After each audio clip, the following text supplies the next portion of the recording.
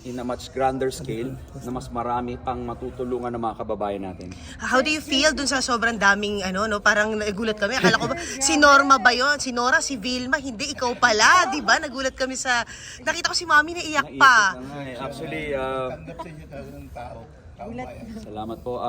Bago pa lang po pumunta rito kasi nakasakay po. Galing po akong Quiapo, nagdasal tayo. Kasama ko po yung mga kapatid ko sa Nazareno.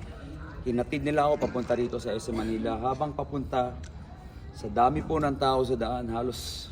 Actually, umiyak po ako eh. Hindi ko in-expect na gano'ng karaming susuporta. Nagising na lang ako ulit nung dumaan kami rito sa SM. Naipit na yung mama ko kanina. Mami, anong pakiramdam nyo? Ituloy nyo na iluha nyo, go! Tapos ka na. Okay na. Ano ba? Oo, nagulat ba kayo? Sobrang saya ko. Ang dami sumuporta sa anak ko. Eh, nung bata ba si Sam, ganyan na siya? Kamusta siya sa sampalok nung bata? Kamusta siya sa sampalok nung bata siya? Ay, medyo malikot. Makulit ako nun. Batang kali. Eh, nung sinabi niya sa'yo ngayon, natatakbo siyang mayor, ano una mo sinabi? Kasi okay na siya sa Congress eh. Eh, gusto pa niyang tumulong ng mas marami. Tiwalang-tiwala po kayo sa kakayahan po. Oo, sobra.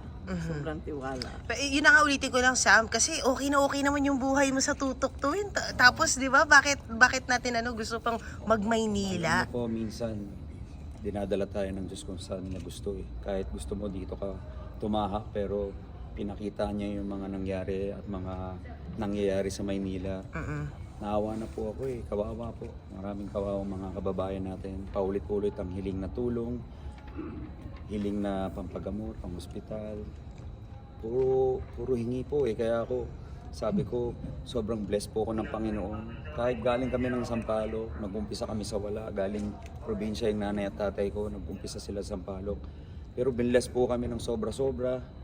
Nagkaroon tayong iba't ibang kumpanya, hindi lang sa Pilipinas, pati sa ibang bansa. Hanggang dito sa Pilipinas, nagmamanage tayo ng mga international companies. Sobra na po ang biyaya eh. So, ang gusto ko lang gawin, i-fulfill yung purpose ko. Dito ako masaya eh, sa pagtulong, sa pagbago ng buhay. I've been doing this for the past 10 years. At sabi nga, to whom much is given, much is expected. At nahanap ko yung purpose ko sa buhay, kung saan ako masaya, saan ako nakakapag-make ng difference sa mga buhay ng mga kababayan ko. At hindi ko na palalagpasin, lalo na ngayon na kailangan nila ako, kailangan may manindigan. Kung walang titindig, hindi ko po alam kung ano pong mangyayari sa lungsod namin. Ano yung eureka moment na ano yung tipong eksaktong sabi mo naawa ka na? Ano yun, dumaan ka ba sa Maynila noon? May nakita ka ba sa Alam niyo po, kalsada? sa tagal naming tumutulong, sa pag-ikot ko po, lalo na po doon sa programa naming Dear SB, kung saan pinupuntahan ko po yung mga iba't ibang may hirap nating kababayan.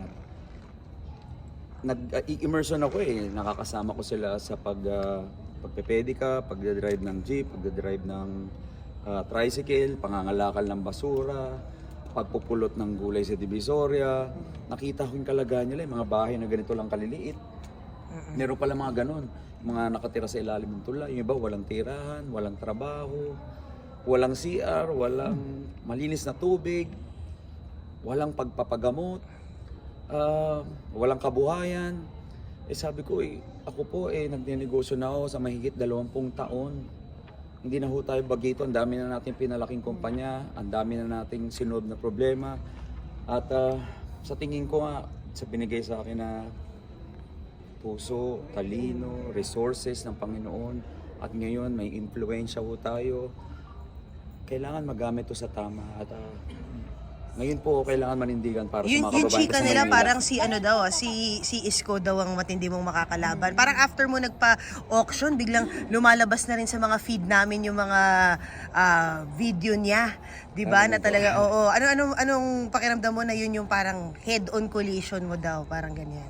Okay naman po, ang mga taga Maynila naman may karapatan pumili ng gusto nila eh.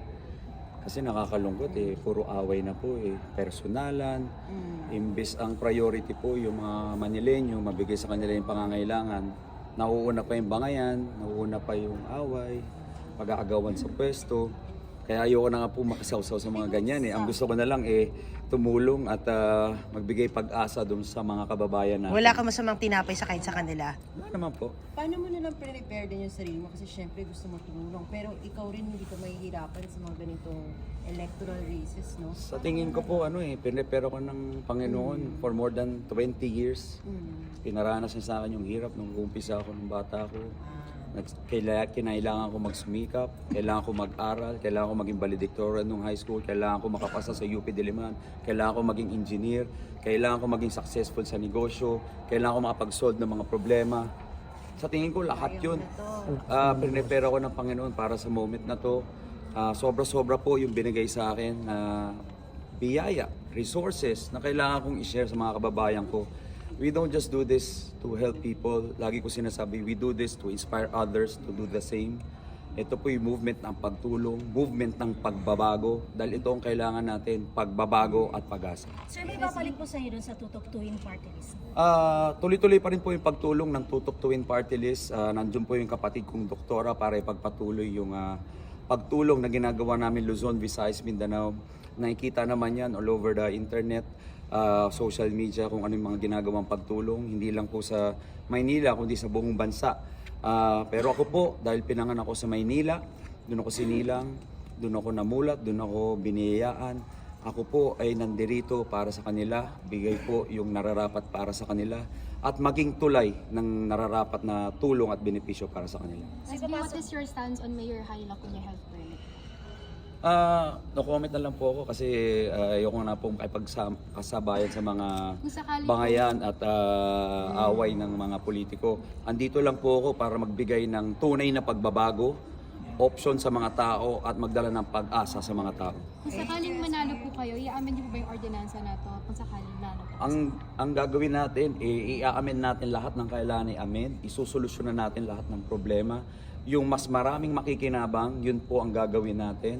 At ang kaibahan natin, magkakaroon tayo ng proper consultation sa mga tao para marinig natin yung mga stakeholders. Hindi yung nagdedesisyon lang tayo para kung sino yung makikinabang, sino yung may sariling interest, yun lang nakikinabang. Ang number one interest dito, ang number one na priority ay yung mga tao at pakikinabangan nila. Anong number one pressing issue ng Maynila ngayon para sa'yo?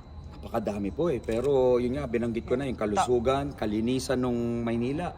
Alam nyo, bukod dun sa kalusugan na problema na palaging binubulong ng mga lola at lola ko, yung kalinisan. Sabi nga ng ibang kaibigan, malalaman mo daw pag nasa Maynila ka na, sa itsura pa lang, galing ka sa isang city, tatawid ka, uy, alam mo Maynila na, iba na itsura. So yung gusto natin baguhin yung image ng Maynila. Gusto natin itong pagandahin. Bilang capital po ng Pilipinas, dapat ang imahe niyan, gusto mong lumuwas sa Maynila, gusto mong pumasyal sa Maynila. Hindi makikipagsapalaran, hindi pahirapan, hindi unsafe. Kasi number 5 riskiest city in the world na tayo. Dapat maging proud ang mga taga Maynila na pwede kang umasenso rito. Sabi ko nga po, gaya ng tagumpay ng aking kwento, gusto kong magtagumpay yung mga kwento ng bawat Manilenyo.